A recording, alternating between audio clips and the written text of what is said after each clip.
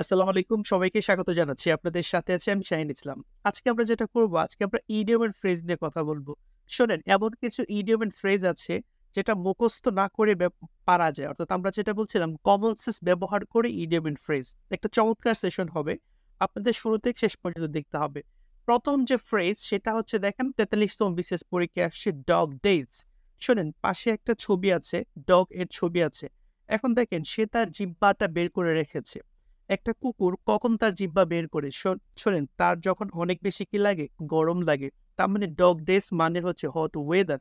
শোনেন, dog days মানে হচ্ছে গরম আবহাওয়া বা আমরা যেটা বলছি গরমের দিন। এটার পুরো ফ্রেজটা হচ্ছে ডগ ডেজ অফ সামার। আপনি যদি ডগ ডেজ অফ সামার পুরোটা মনে রাখেন তার মানে তো আপনি বুঝেই যাচ্ছেন সামার মানে হচ্ছে গরম। ওকে? আমরা একটা শব্দ বলে থাকি, সরি ফর দ্য ওয়ার্ড, কুত্তা মরা গরম। ওকে? এই যে শব্দটা আমরা ইউজ করি তার মানে দেখেন একটা গরমের ব্যাপার কিন্তু এখানে আছে। আর শোনেন, গরম বেশি হলে কুকুর কি করে? তার জিহ্বাটা বের করে রাখে। সো আমার মনে হচ্ছে ডগ ডেজ মানে গরমের দিন, সেটা হচ্ছে এখন আপনারা পারবেন। আর এখানে আরেকটা আমরা ফ্রেজ নিয়েছি, 3 ডগ ডেজ। এটা মানে হচ্ছে খুব ঠান্ডা। শোনেন, ডগ ডেজ মানে হচ্ছে গরম আর 3 ডগ ডেজ মানে কি? খুব ঠান্ডা। পরে খেয়াল করেন, এই যে প্রশ্নটা once in a blue moon, এটাও বিশেষ পরীক্ষায় প্রশ্নটা আসছে। শোনেন, once in a blue moon, পাশে আমরা মুনের ছবি দেখতে পাচ্ছি। আচ্ছা, ব্লু মুন কি আমরা সবসময় দেখি? না, ব্লু মুন তো আমরা দেখতে পাই না বললেই চলে। তাহলে ভেরি রেয়ারলি। খেয়াল করেন, ভেরি রেয়ারলি মানে কদাচিৎ, খুবই কম। নরমাল মুন আমরা সবসময় দেখি, বাট ব্লু মুন আমরা সবসময় দেখি না, মানে দেখা যায় না বললেই চলে। সো উত্তর কোনটা হবে? Very rarely. পরে খেয়াল করেন, পিএসসির একটা প্রশ্ন, সেটা হচ্ছে a bolt from the blue. শোনেন, a bolt from the blue, পাশে একটা ছবি আছে দেখেন। আকাশ থেকে বজ্রপাত যখন পড়ে, এটা কিন্তু আচমকা পড়ে, হঠাৎ কইরা পড়ে। আর বজ্রপাত যার উপরে পড়ে তার কিন্তু বিপদ আছে। আমরা যেটা বলছিলাম বোল্ট ফ্রম দ্য ব্লু মানে কি? বিনা মেঘে বজ্রপাত, তার মানে কি আকস্মিক বিপদ, আমরা বলছি সাডেন ডেঞ্জার। যেটা বলছি, বোল্ট বা বজ্রপাত আসে কিন্তু সাডেনলি, হঠাৎ করে আসে। আর যার উপর বজ্রপাত পড়ে তার কিন্তু বিপদ। So bolt from the blue মানে কি? Sudden danger. আশা করি পারবেন। ২৩তম বিসিএস পরীক্ষায় যে প্রশ্নটা আসছিল খেয়াল করেন, the bad news struck him like a bolt from the blue. উত্তরে কি হবে বলেন তো? তারপরে খেয়াল করেন ৩৮তম বিসিএস পরীক্ষায় একটা প্রশ্ন আসছে, take the bull by the horns. তার মানে হচ্ছে, এটার মানেটা কি? শোনেন, ডান দিকে ছবিটার দিকে তাকান। একজন ব্যক্তি শিং ধরে একটা ষাঁড়কে মোকাবেলা করার চেষ্টা করছে। তার মানে আমরা বলছিলাম হর্ন মানে হচ্ছে শিং আর বুল মানে কি? ষাঁড়। তো যে ব্যক্তিটা শিং ধরে ষাঁড়টাকে ঠেকাচ্ছে তার মানে সে ব্যক্তিটা কিন্তু সাহসী। আমরা যেটা বলছিলাম এটার মানে হচ্ছে to challenge the enemy with courage, মানে সাহসের সাথে শত্রুর মোকাবেলা করা। ওকে? আমরা বললাম ষাঁড় আমাদের শত্রু, এটাকে শিং ধরে মোকাবেলা করার জন্য কি লাগবে? সাহস লাগবে। সো আপনারা বুঝতে পেরেছেন। পরে খেয়াল করেন, আরেকটা বিখ্যাত আমরা ফ্রেজ দিয়েছি, একিলিস হিল। এটা হচ্ছে ৩৭তম বিসিএস পরীক্ষায় আসছে। একিলিস হিল উত্তর কি হবে? আপনারা ১ম একটা ছবি আছে খেয়াল করেন। একজন তীর মারছে কোথায় বলেন তো? পায়ের গোড়ালিতে। তার মানে পায়ের গোড়ালিটা হচ্ছে তার টার্গেট। গোড়ালিটা হচ্ছে কি পয়েন্ট বলেন তো? Weak point. আচ্ছা, পাশের একটা ছবি আছে, এটা আমি পরে বলতেছি। শোনেন, একিলিস হিল মানে উইক পয়েন্ট, দুর্বল স্থান। হিল মানে গোড়ালি, আমরা সবাই জানি। শোনেন, গ্রিক বীর একিলিস, সে হচ্ছে অমর। তার শরীরের মরণশীল স্থান হচ্ছে তার পায়ের গোড়ালি। শোনেন, তার মা তাকে অমর করার জন্য পায়ের গোড়ালি ধরে পানিতে ডুবায়। তার মানে পুরা অংশটা, পুরো শরীরটা হচ্ছে ডোবে, তার মানে পুরা শরীর অমর লাভ করে। কিন্তু পায়ের গোড়ালি ভিজে নাই। তার মানে পায়ের গোড়ালি কি? অমরত্ব লাভ করতে পারে নাই। আপনার ডান পাশের ছবিটা একটু খেয়াল করেন। তার মা হচ্ছে পায়ের গোড়ালি ধরে তাকে ভিজিয়েছে, তাই তো? পুরো শরীর ভিজেছে বাট পায়ের গোড়ালি ভিজে নাই। তার মানে পায়ের গোড়ালিটা হচ্ছে অমরত্ব লাভ করে নাই। এটা গ্রিক মিথোলজি। ওকে? তার মানে হচ্ছে একিলিস হিল মানে কি হবে? Weak point. ওকে? দুর্বল স্থান। পরে খেয়াল করেন, এটা ৩৬তম বিসিএস পরীক্ষায় আসছে।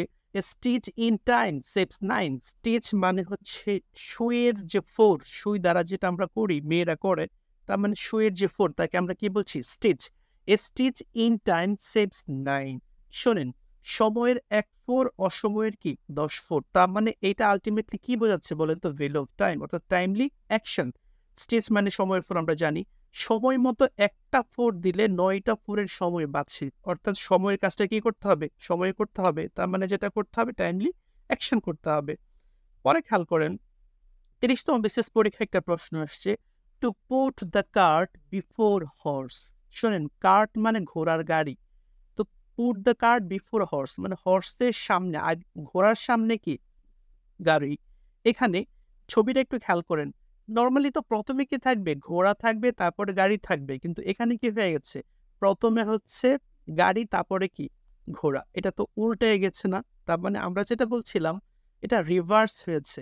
সঠিক উত্তর যেটা হবে D number, to reverse the natural order of thing.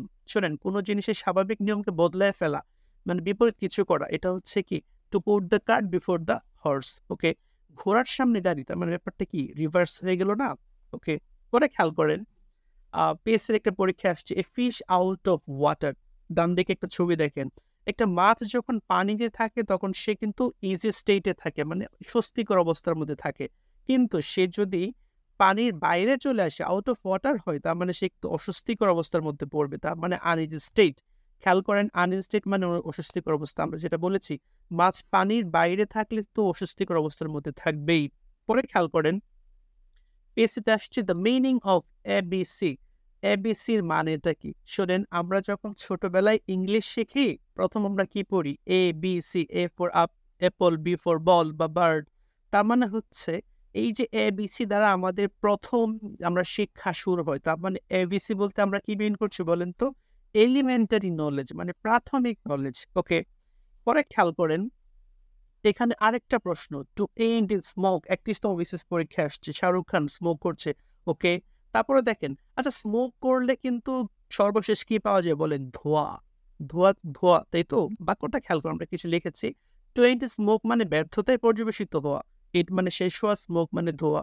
শেষে আপনি ধোঁয়া পাচ্ছেন মানে কি? আপনি কিছুই পাইলেন না, তার মানে আপনি কি হইলেন? ব্যর্থ হইলেন।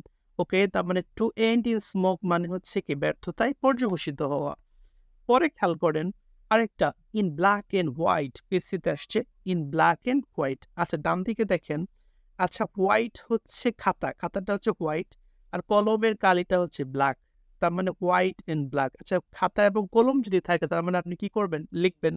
তার মানে ইন ব্ল্যাক এন্ড হোয়াইট মানে হচ্ছে লিখিতভাবে। কি হবে বলেন তো? লিখিতভাবে।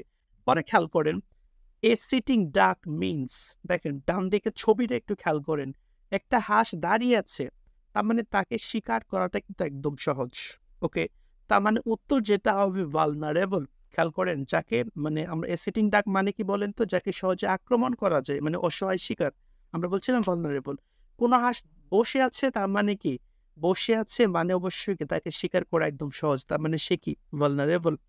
পরে খেয়াল করেন, এন অ্যাপল অফ ডিসকর্ড। শোনেন, ডিসকর্ড মানে ঝগড়া। একটা আপেল নিয়ে কি হয়? ঝগড়া হয়। দেখেন দুইটা বাচ্চা একটা আপেল নিয়ে ঝগড়া করছে, তার মানে উত্তর যেটা হবে এন অবজেক্ট অফ কোয়ারেল, প্রথমটা উত্তর। শোনেন, আবার অ্যাপলটা যদি গোল্ডের হয়, মানে স্বর্ণের আপেল হয়, তার মানে তো ঝগড়া হবেই। তার মানে অ্যাপল অফ ডিসকর্ড মানে হচ্ছে ঝগড়ার বিষয়। ওকে, আরেকটা, এটার একটা সিনোনিম হচ্ছে বোন অফ কন্টেনশন।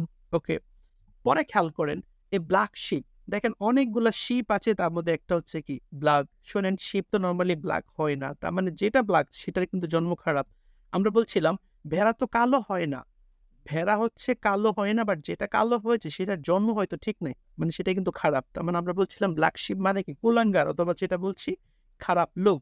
পরে খেয়াল করেন, between the devil and the deep sea, তার মানে ছবিটা খেয়াল করেন, একদিকে হচ্ছে ডেভিল মানে শয়তান, আর একদিকে হচ্ছে কি?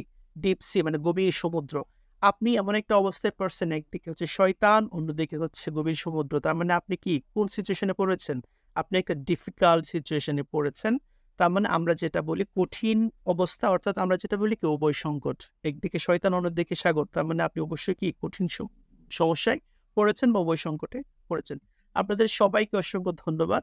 আপনাদের সবার প্রতি রিকোয়েস্ট থাকবে আমার চ্যানেলটা লাইক, কমেন্ট এবং শেয়ার করার জন্য। অবশ্যই ভালো থাকবেন। ধন্যবাদ সবাইকে। আল্লাহ হাফেজ।